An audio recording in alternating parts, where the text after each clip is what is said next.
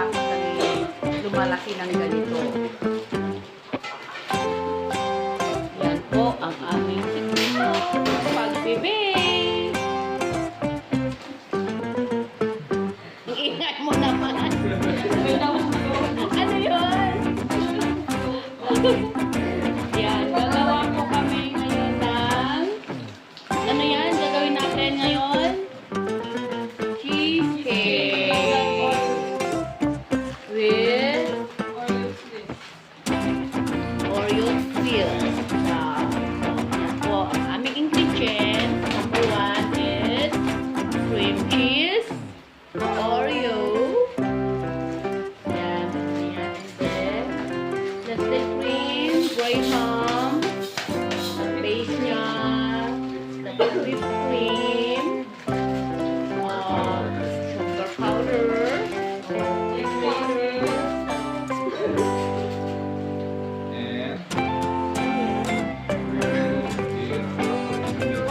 okay, na-separate lang pala yung palaman ng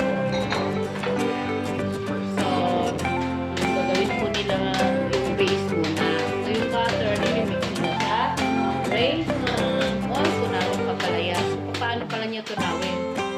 Through inigit. Okay. So, yun po.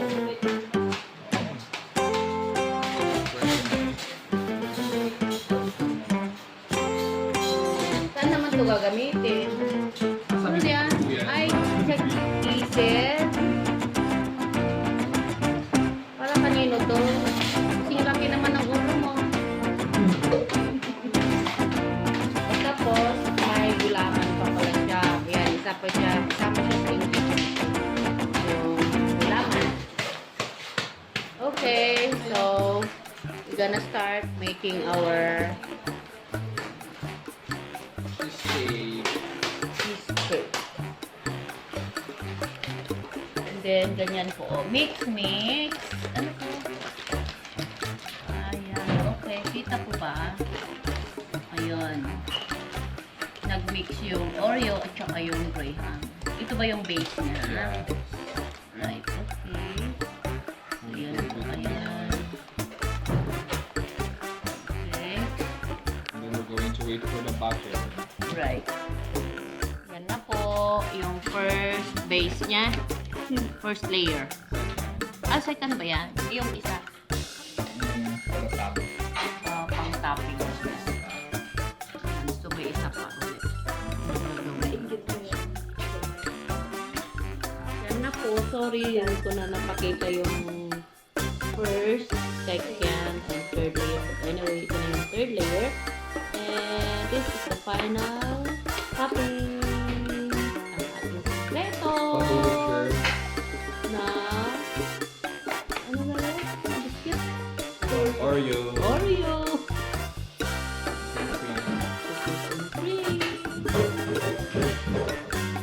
Wow, hindi ko na maantay. Wow. Ang sarap-sarap. Marami na akong nakain. May ingay.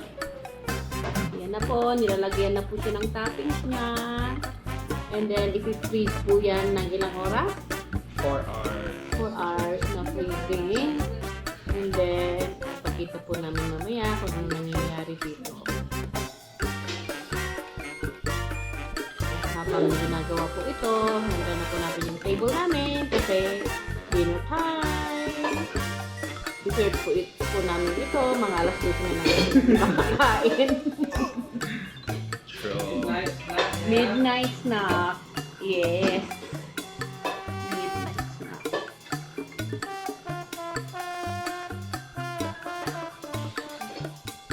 May mga ano pa siya. Art. Char lang po. Char lang daw. Hindi ah. Diba? Sit. Ay! Diba?